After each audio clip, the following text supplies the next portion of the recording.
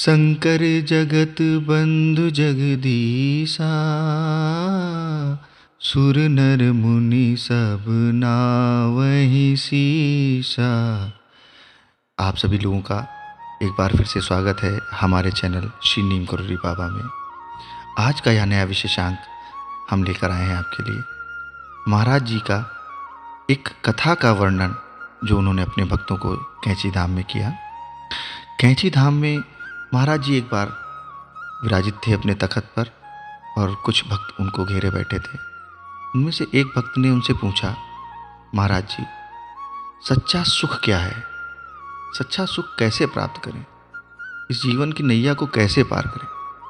तो महाराज जी बताते हैं, कहते हैं कि एक जगह पर एक बहुत ही निर्धन व्यक्ति हुआ करता था। उसके पास कुछ नहीं था, ना घर था ना द्वार था। वो ऐसे ही भटकता रहता था। ऐसे ही भटकते भटकते वो एक राज्य में पहुंचता है। वहाँ पे गजमाला नाम की एक प्रथा चल रही होती है। वहाँ पे मेला लगा होता है, खूब सारे बच्चे महिलाएं वहाँ पर धूम धड़ाका कर रहे होते हैं। तो वो एक व्यक्ति से पूछता है, भाई बताओ ये यहाँ पे क्या हो रहा है? तो वो व्यक्ति उस निर्धन व्यक्ति को बताता है कि यहाँ पे गज का एक प्रथा है। जो हाथी है, ये हाथी जिसके गले में माला डाल देता है वो आने वाले 5 वर्षों के लिए इस राज्य का राजा बना दिया जाता है। तो कहता है, अच्छा ऐसा है? कि हाँ, और ये हाथी जनता में से ही, प्रजा में से ही किसी को चुनता है। और ये ईश्वर की महिमा है, ये श्री राम की महिमा है। वो किसको चुनेगा ये तो किसी को नहीं पता, पर 5 वर्ष के लिए उसको राजा बना दिया जाता है। उस निर्धन व्यक्ति के पास कुछ खोने पाने को तो होता नहीं है। तो वो जो है लाइन में लग जाता है कि पता नहीं हमारे गले में डाल दे शायद। महाराज जी बताते हैं, वो लाइन में लगा होता है, प्रथा आरंभ होती है। तो आरंभ होती है प्रथा, तो गज सबके आगे से निकलते निकलते निकलते उसी निर्धन व्यक्ति के सामने आकर रुक जाता है और उस निर्धन व्यक्ति के गले में वह माला डाल देता है। खूब आव सत्कार होता है, उस निर्धन व्यक्ति को राजा बना दिया जाता है। और वहाँ के जो पुरोहित होते हैं, जब उसका राज्याभिषेक करते हैं तो उसको इस प्रथा के नियम के बारे में बताते हैं कि 5 वर्ष पूर्ण हो जाने के बाद आपको इस राज्य को छोड़कर जाना होगा और यहाँ से कुछ मील दूर एक पहाड़ी है और बीच में एक नदी है, उसको पार करके जाना होगा। उस नदी में बहुत सारे मगरमच्छ हैं। कुछ लोग पहुँच पाते हैं और कुछ लोग नहीं पहुँच पाते हैं। अगर आपको ये स्वीकार है तो हम आपका राज्याभिषेक कर देते हैं।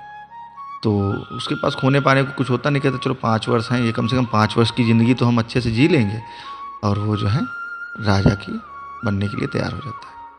महाराज जी बताते हैं कि वह 5 वर्ष वो अपने राज्य में खूब सारे कार्य करता है। प्रजा उससे बड़ी खुश हो जाती है। प्रजा का हर नागरिक उसके लिए बड़ा खुश होता है।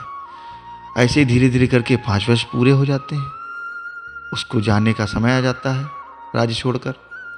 प्रजा के लोग रो रहे होते हैं और उसको विदा करने के लिए नदी के किनारे तक जाते हैं।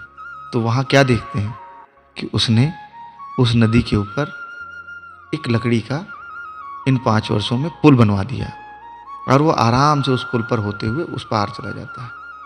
तो महाराज जी बताते हैं, इसका अर्थ यह है कि जो सारे जीवन में आप कर्म करते हैं वैसा ही मार्ग आपको अंत में मिलता है।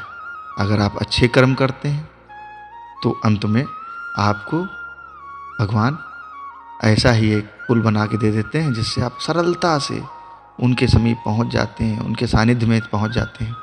और अगर आप बुरे कर्म करते हैं तो उसका नतीजा आप सब लोग जानते ही हैं। महाराज जी सभी भक्तों से यही कहते हैं कि जीवन में जो कुछ भी आप करें, जो कुछ भी आप अर्जित करें, उससे अपना तो भला करें पर समाज में भी कुछ ना कुछ करें। कहते हैं समाज से लिया है तो समाज को देना भी पड़ेगा। आप जिस समाज में रहते हैं, जो आपके आस पड़ोस असहाय लोग हैं, आप जितनी भी सहायता कर सकते हैं, जो भी आपसे हो सकता है, ज़रूर करें। महाराज जी ऐसे भक्तों से बहुत प्रसन्न रहते हैं जो उनके बताए मार्ग पर चलते हैं। ऐसे ही अन्य किस्से, महाराज जी के चमत्कार, महाराज जी की कथाएं हम आपके पास लेकर आते रहेंगे। अगर हमारे आप चैनल पहली बार देख रहे हैं तो कृपया चैनल को सब्सक्राइब कर लें, वीडियो को लाइक करें और ज़्यादा से ज़्यादा लोगों को शेयर करें। आप लोगों का बहुत बहुत धन्यवाद।